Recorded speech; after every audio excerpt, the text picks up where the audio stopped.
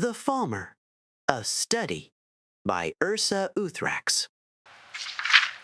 I have studied and traveled and explored and observed, and my hypothesis has finally been confirmed that the twisted Falmer that inhabit the darkest depths of Skyrim are indeed the snow elves of legend. No one really knows when the story of the snow elves began, but the ancient work, Fall of the Snow Prince, which is an account of the Battle of the Moshring as transcribed by Lokheim, chronicler to the chieftain Ingjaldur White-Eye, gives a rather vivid account of its ending. According to this eyewitness account, the great Falmer leader, known only as the Snow Prince, died in glorious battle and was buried with honor by his Nord slayers. The remaining snow elves were scattered or slain and were never heard from again, or so many thought. But where the story of the ancient snow elves ends, that of the current-day Falmer begins. For when the snow elf host was shattered on that fateful day, it did not simply disperse, it descended into the earth, deep underground.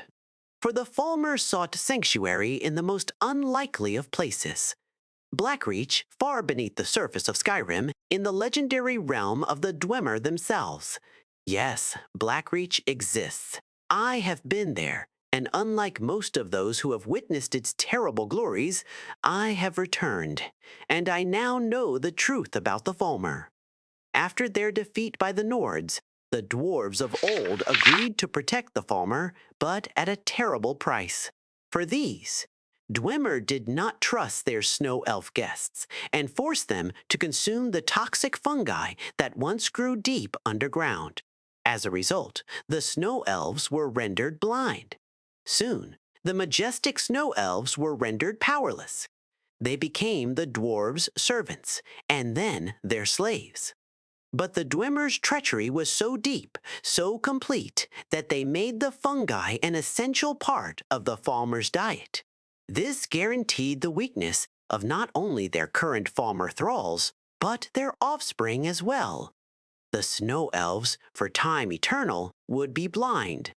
But as is always the story with slaves and their masters, the Falmer eventually rebelled.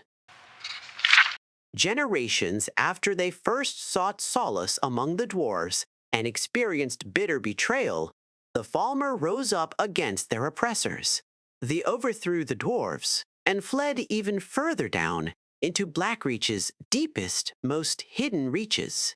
For decade upon decade, the two sides waged a bitter conflict, a full-fledged and bloody war of the crag that raged deep below Skyrim's surface, completely unbeknownst to the Nords above, a war whose battles and heroes must forever remain lost to our knowledge, until one day the war ended.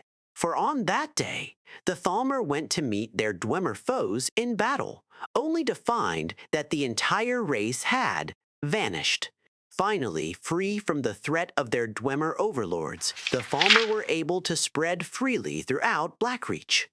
But years of fighting the dwarves had left them bloodthirsty and brutal.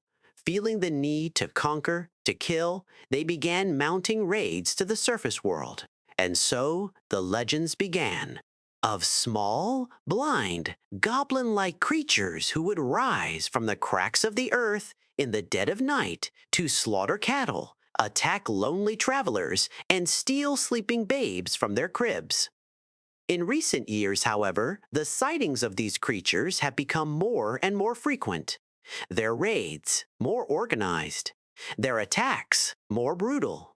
In fact, one might even come to the conclusion that the Falmer are ready to change once again. Could it be true?